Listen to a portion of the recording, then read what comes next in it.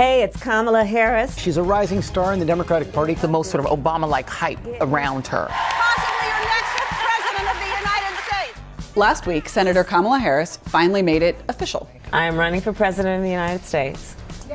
Well, And The California Democrat is trying to position herself as a reformer who works tirelessly to correct the abuses of the criminal justice system. But the senator has one big problem: her long record as a law and order prosecutor.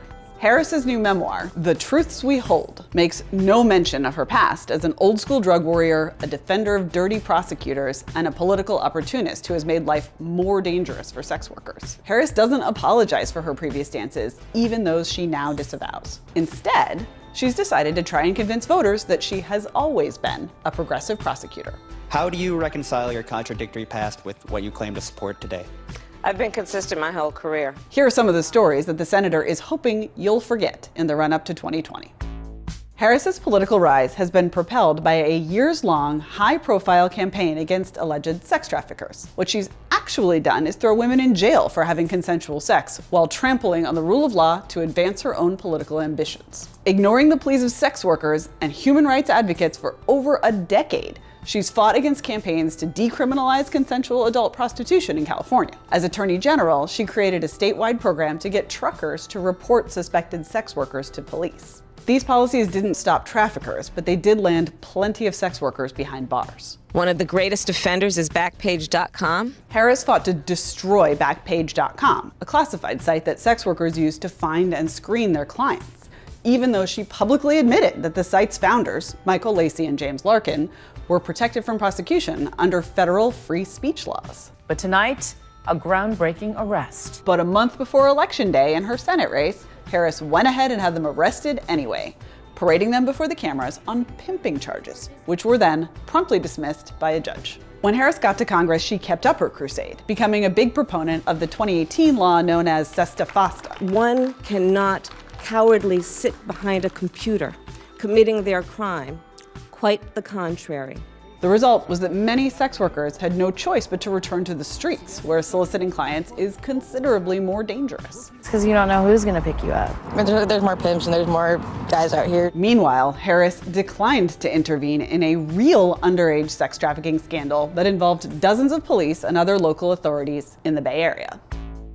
America has a deep and dark history of people using the power of the prosecutor as an instrument of injustice. I knew this history well, of innocent men framed, of prosecutors hiding information that would exonerate defendants. Yes, and during her time as California's top cop, Harris contributed to that history repeatedly by going to bat on behalf of dirty prosecutors. Her office appealed the dismissal of a case in which a prosecutor had fabricated a confession to secure a conviction, and fought an appeal in a case where a prosecutor had lied to the jury during trial. In 2015, Harris tried to stop the removal of the Orange County District Attorney's Office from a murder trial after it repeatedly failed to turn over evidence to the defense. Her office even tried to keep a man in jail who had been wrongfully incarcerated for 13 years after a judge ruled that he had proven himself innocent just because the man hadn't delivered that proof quite fast enough. And as San Francisco DA, Harris hid known misconduct by a crime lab technician who admitted to deliberately tainting evidence. Did prosecutors working under you know about the concerns about that lab? The prosecutors which in is my what the judge office alleged. did not know about it, at least said they did not know about it. The debacle has since led to the dismissal of hundreds of criminal cases. Something else it's past time we get done is dismantling the failed war on drugs, starting with legalizing marijuana. Your opponent, Ron Gold, has said that he is for the legalization of marijuana recreationally. Your thoughts on that? That he is entitled to his opinion. Harris is a former drug warrior who is now refashioning herself as pro-legalization. That's a positive shift, but not a reason to rewrite the past or ignore the patterns it reveals in her judgment. For years after the cultural tide had turned in favor of criminal justice reforms, Harris continued to support lock-em-up policies that disproportionately hurt minorities. As California Attorney General, Harris opposed marijuana legalization as late as 2014, promoted civil asset forfeiture without a conviction as a way to fight drug rings, and sought to more aggressively police prescription drug use. In her new book, Harris reveals that her drug warrior mentality hasn't changed. It's just that her emphasis has shifted. We also need to reinstate the DEA's authority to go after the major pharmaceutical manufacturers and distributors, and we need to invest resources in law enforcement efforts to cut off the supply of fentanyl from China. Let's believe in a more perfect union without mass incarceration of African American men. We put more people in prison than any country on earth for no good reason. Yes, we do.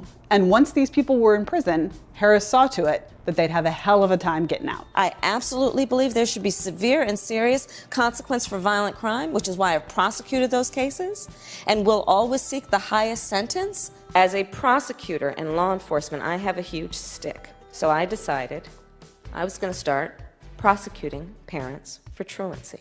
Before her recent about-face, Harris chose not to endorse proposed sentencing reforms on the California ballot in 2012 and 2014, and she defended the constitutionality of cash bail until 2016. Harris's office also fought an order to reduce California's prison population after the Supreme Court determined the conditions amounted to cruel and unusual punishment. Although she later claimed to be shocked by what they had done, Harris's attorneys argued that nonviolent offenders should stay behind bars because the state needed the cheap labor they provide. We are part of a longer story, and we are responsible for how our chapter gets written. As she blazes her path to the White House in 2020, Kamala Harris is trying to rewrite her last chapter, but her record remains. Our children and our grandchildren will ask, at that inflection moment, where were you?